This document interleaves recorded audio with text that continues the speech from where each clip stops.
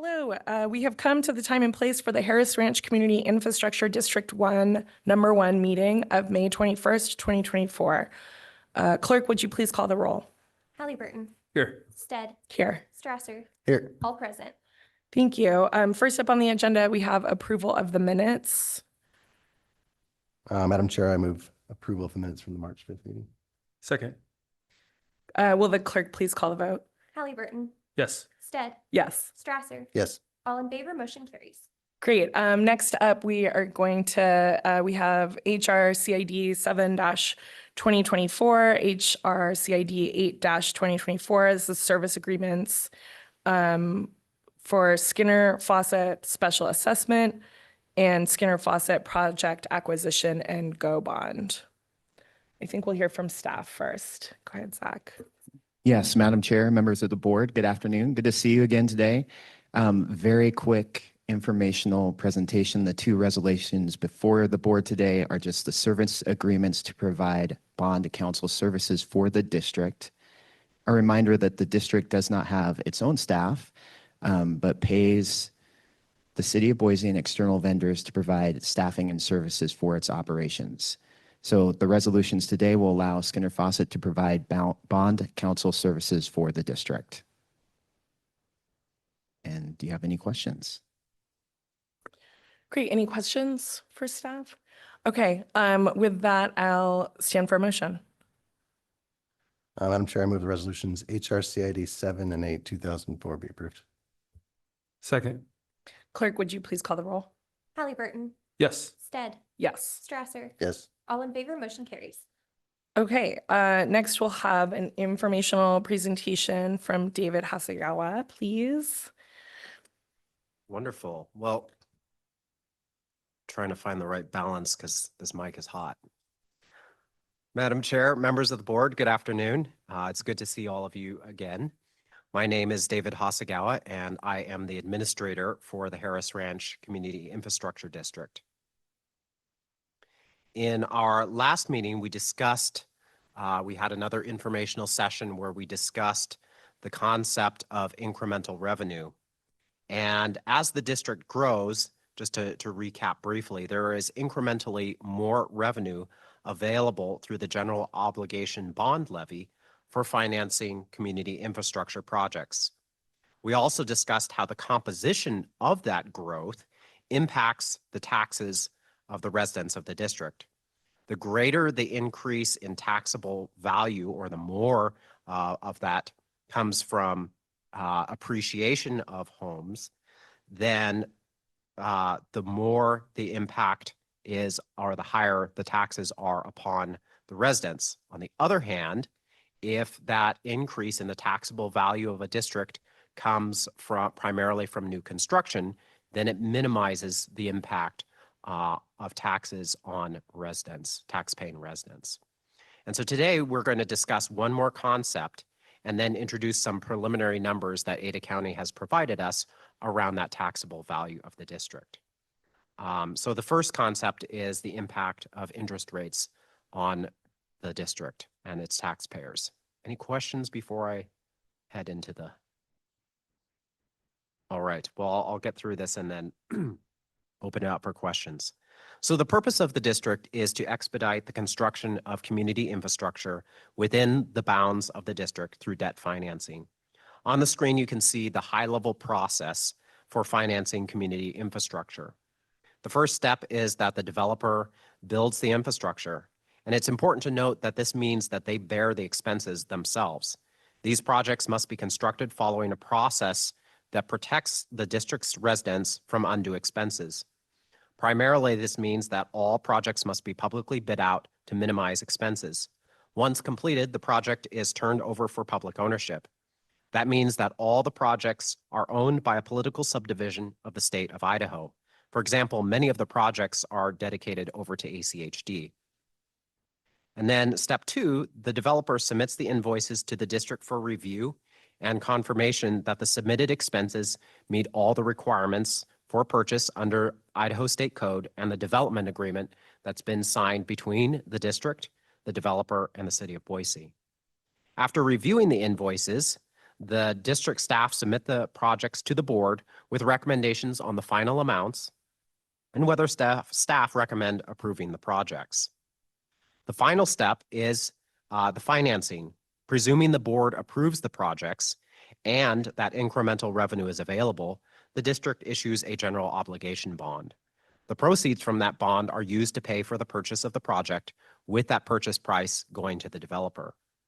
The key concept that I want to emphasize here and why I'm bringing this up in relation to the impact of market rates or market dynamics is that the time between steps 1 and step 4 can be years.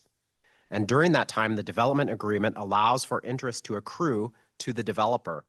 For example, the roadways through the Dallas Harris Estates Townhome Subdivision Number 9 were completed on September 15th, 2020, at a cost of $1.7 million. From then through December 31st, 2023, interest in the amount of $398,000 has accrued that will need to be paid to the developer on top of the original $1.7 million. So I wanted to, that's the concept, and then we'll start talking about what the interest actually looks like. So per the development agreement, the interest rate at which interest accrues to the developer is the prime rate plus 2%. You can see that combined rate is now 10.5%. On the chart, that is the orange line at the top. That rate has dramatically increased in the last couple of years as the Federal Reserve has sought to tamp down inflation by raising interest rates. The rate at which the district can borrow to pay for the purchase of projects is estimated as the 10-year Treasury rate plus 1%, and that's the blue line. As you can see, that rate is substantially less than the interest rate at which interest accrues to the developer. What this means from a practical standpoint for the district is that unpaid projects currently are accruing about $1.2 million of interest per year, or about $100,000 per month. Because the purpose of this interest accrual is to compensate the developer for financing they put into place to build the community infrastructure, this means that these are funds that are presumably not available for the use in future community infrastructure projects. And the next slide takes a look at that.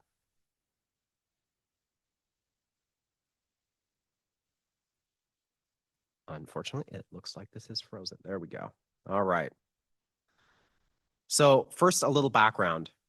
In 2010, the residents of the district voted in a $50 million bond authorization. It allowed for a cumulative issuance of $50 million in general obligation bonds, or GO bonds, to be issued over a 30-year period. This chart shows how much of that bond authorization has been used in the differing shades of blue, and how much is still available for future community infrastructure projects in green. Between the years 2010 and 2020, the district issued $15.4 million in general obligation bonds. In October of 2021, the district board authorized $5.7 million in projects and $1.4 million in interest to be purchased through the issuance of municipal debt, or GO bonds. Due to the ongoing litigation, the district has not issued any bonds to finance the projects and interest. As we discussed, that means that the interest will continue to accrue. In February 23 and later in January 24, the district authorized the purchase of additional projects. During that time, the interest continued to grow. We're now in May of 24, and you can see that the portion of the bond authorization we expect to be used for interest has grown to about $4.8 million. If the district does not issue any debt to pay down the projects and the rates remain where they are, then that amount will grow to about $6.25 million in a year. So why is that relevant? Since 2020, one of the questions that the board has asked is whether they should levy the maximum allowed amount in general obligation bond property taxes. One of the considerations that's always before the board with this issue is how best to allocate the remainder of the bond authorization while protecting residents from excess property tax loads. During this meeting, we're not going to make any recommendations, nor will the board be asked to make any decisions. This content we're providing just so that you have a better understanding as we move into the June budget workshop and then eventually into July and the public hearing where you'll make a decision on the budget. And so in the June workshop, the board will see one or more proposed budgets and be able to recommend one for a decision at the July public hearing. So before I start talking about Ada County and its figures, I wanted to see if there were any questions about that concept of how the bond authorization has been changing, and especially how higher interest rates mean that it is growing much faster, the interest accrual. Yes, go ahead. You have a question? Madam Chair, Dave, thank you very much for putting together this slideshow. I have a question about what you were saying about since as a result of litigation, we weren't able to bond out any of the approved projects. Had we been able to bond it out, would these numbers, specifically the middle blue, not light or dark, I suppose, the one that ends at 13.79, would that be zero, or would the taxes have been enough to be able to issue bonds to cover that entire amount? Yeah, so Madam Chair, Board Member Strasser, that's a great question. We have often approved more projects than we have had capacity under the general bond obligation incremental revenue. So my expectation is that we would have been close to being able to remove most of that. One of the parts that excuse me. One part I failed to mention, one of the mechanisms is that when a project is actually financed, then the interest accrual stops. And so what definitely would have happened is that those interest accrual numbers ending at that 6.25 million, the darkest blue, that would be substantially lower because interest would not be continuing to accrue.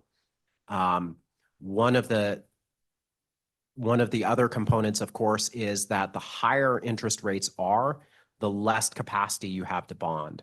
And so it's the same idea as with buying a house. The higher the interest rate is, the more of your payment is going to interest payments. And so the exact same is here. So my expectation is it would be close, but I expect we may have had some projects that would have been unfunded. But certainly what would have also happened is that lowest number, that 15.4 million, that would be a higher number had we been able to bond. Okay, I appreciate that answer. So I guess what I'm seeing here as one of the citizens that's paying the taxes is that I guess the scuttlebutt around the neighborhood is that it's just a couple $100,000 in legal fees, but it looks like this is actually costing me millions of dollars of buying power as a citizen of the CID. Is that correct? So Madam Chair, Board Member Strasser, yes, the inability to bond is definitely reallocating everything. I think one concept to understand is exactly what you said. It's buying power, because the district is likely to pay that entire 50 million regardless, but it's just how much of that 50 million goes towards community infrastructure projects within the district that provide a direct value versus how much of that is going to cover interest expense. Thank you.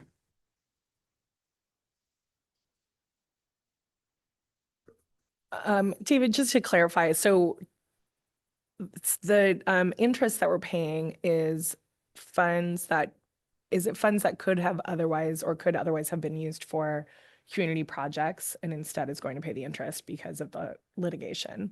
Yeah, Madam Chair, that's correct. Thank you. All right. Well, then moving on to the numbers. So Ada County has supplied their initial estimate for the taxable value of the district, and that's that 770.8 million on the far right. So one thing to keep in mind is that this is a preliminary number. Ada County will continue to refine their estimate over the course of the next couple of months until around the end of July, beginning of August, when they provide their final estimate that can be used for levying purposes. And at 771 million, it's almost 100 million higher than last year. Of that, 47 million comes from new construction. And so you can see, I put in red there, the gap between the top of last year's figure versus the top of the portion of the district's taxable value that comes from appreciation in home values. And so what that means is that's the portion that represents an increase to the residents. Were the district board to decide to levy taxes at the full amount, that's about a 7% increase is what that represents, rather than the full increase, because a portion of that comes from new construction. And so on the next slide, I'm going to show what that looks like to taxpayers. But keep in mind that when we're making these decisions, we're doing two things. We're looking at the taxable value of the district, which is really what you as a board get to decide how you base the levy. But then there's the actual value of residents' homes and the impact that it's going to have to them. And so that's what we're going to look at this next slide. So on this slide, the blue bars represent the average home value according to Zillow's research data at the beginning of each calendar year. And so one note is that Zillow and Ada County have a difference in what appears to be their numbers. So Zillow's data shows that the average home is about 738,000, while I'm estimating that based on the increase of the value of homes, that Ada County is estimating that the average home is about 836,000. Again, all I did there is I took Zillow's number and then I increased it by 7% from the year before. So what that means is that there is a little bit of a difference. So with these preliminary numbers, that would mean that residents who own a house that's priced at that average level could see their taxes be anywhere from about $2,100 to about $2,400, depending on where the actual value of their home ends up. And again, keep in mind that the average home doesn't represent everyone. There are many homes that are less and many that are more, and that based on the location of the home, some houses will be higher and see a greater appreciation and value than others. So you always have that in any year, even when even if the board decided that they wanted to try and keep everyone's taxes level, some people would see an increase, some people would see a decrease. So this is the potential impact. And at the June meeting, SAC will be presenting the proposed budget, which you'll get to see what that looks like at that full amount. But are there any other scenarios that the board would like to see, or would you just leave that up to staff's discretion? And so this is just a general guidance. David, one of the things that I might be interested in seeing is like, what's the, oh wait, actually, I think I just answered my own question. Never mind. Thank you.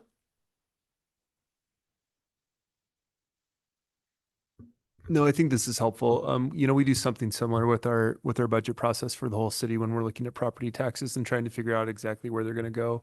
I think it's nice sometimes to see like what may be a high level, what might be a low level, because again, we don't know exactly what it is until we see those amounts come back. And I think that this gives a little bit of a snapshot. I think one of the things that's that's helpful when we sort of look at these numbers is the amount that will increase for the average taxpayer, like in a dollar amount. So are we talking about, you might expect to see anywhere between $50 to $150 a year increase in this year's bill. And so sometimes when you see those high dollar amounts, it's like, oh, $2,384 is a lot. Well, that's actually, $17 less than it was last year or whatever it may be. Sure. And so sometimes it's nice to know exactly like what people expect to see other than the full number, but just the change in the dollar amount. But I think that's helpful. I agree. I think also the dollar amount and the percentage is helpful up or down. just to help us with that context too on how the dollars relate to that overall percentage.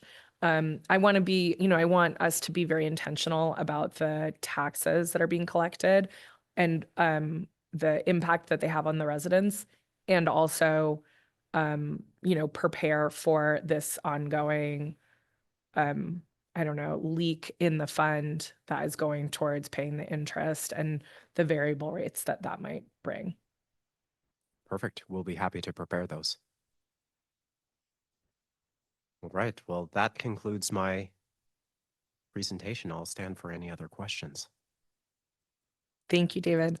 So next, I would take a motion to move into executive session. Madam Chair, I move that we go into executive session to discuss pending or probable litigation pursuant to Idaho State Code 742061. Second. Great. Will the clerk please call the vote? Halliburton, Yes. Stead, Yes. Strasser. Yes. All in favor, motion carries. Thank you. And I anticipate us to adjourn from executive session. So just wanted to make that statement for the audience. Thank you so much.